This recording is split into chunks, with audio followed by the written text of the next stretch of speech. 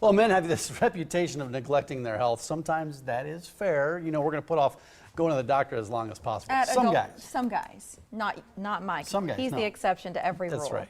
At Adult Pediatric Urology and Urogynecology, they know how it goes. That's why they put the complete men's health forum together. So you can get as much information as possible in just one night. And they're going to tell us what this is all about. Dr. Andrew, Arther and Michael Sarna is here as well, Prostate Conditions Education Council. Good to see both of you this morning. Nice to see you. Thank you. Welcome back. Doctor, I think we talked to you, it was about 6-7 months ago, and I think you had this, it was a unique procedure, very unique to your clinic. Yeah, the UroLift last time I was here. Thanks for having me back. Yeah. I appreciate getting the invitation. Yeah, it's gone really well. So we've seen tens of patients, done lots of procedures, had really good results. Remind us. Yeah, what is that? I'm sorry. Oh, yeah. And who's it for? Yeah, it's for men that are having trouble with urination.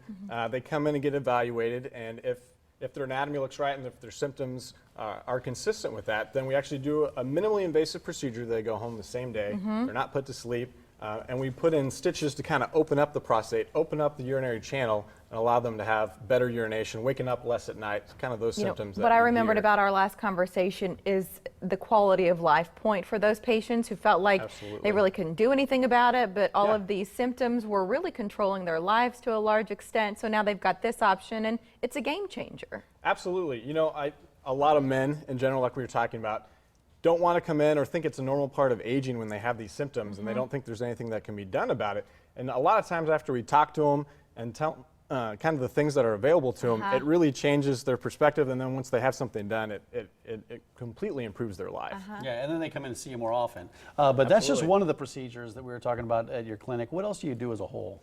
You know, we treat men, women, and children, so all urologic diseases, cancers, kidney stones, sexual dysfunction, things like that. So we're kind of treating the whole patient, encompassing really everybody that has anything urologic going on. Your website lays all that out, so we've got that address up on the screen right now. If you're curious, you want to learn more, that's probably the best place to start. Yeah. Michael, what's your mission? So Prostate Conditions Education Council exists to sort of bridge the gap between doctors, patients, advocates, and support groups throughout the country to really make sure that it's a comprehensive approach to men's health. There's not one single piece that exists on its own, and we really look to make it so that it's a proactive approach. Like I said, it's not about just reactive and sitting and waiting until something happens. It's knowing what's going on, what could happen, and how to react as such. When it comes to prostate cancer, I feel like I've heard about it a little bit more often than in the past. I don't know if it's maybe more people talking about it, but how common is prostate cancer? So the American Cancer Society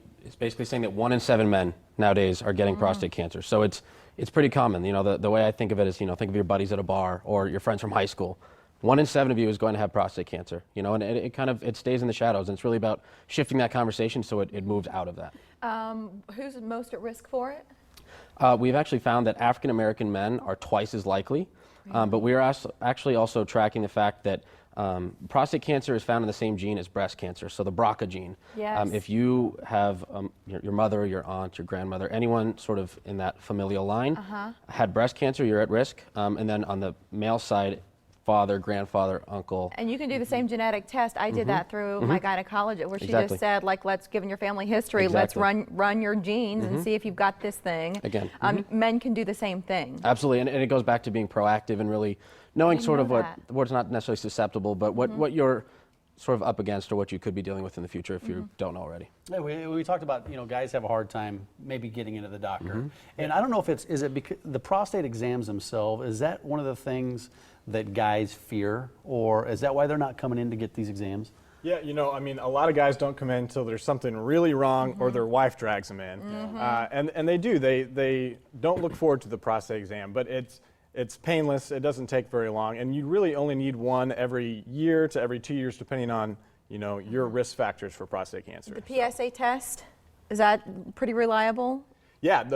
So the PSA test, it's a specific test. It's an enzyme that your prostate makes, and we have kind of some new recommendations for screening. And like I said, men should get screened if they're in the correct age group every 1 to 2 years. Which, starting at what age do you recommend to your patients? Well, currently the recommendations, if you're not African American or you don't have any other risk factors, between 55 and 70 is where they recommend the screening. But that's kind of a conversation you need to have with your doctor, because everyone's a little bit different. You might need to start earlier. Yeah, you got an informational forum tonight. What kind of information is going to be there? What topics are you going to take on? So yeah, there's the Men's Health Forum tonight, and there's going to be free screening. We're going to check for testosterone, PSA, cholesterol, kidney disease. Wow. There's going to be board-certified urologists there giving talks about sexual health, urinary symptoms, diet and education.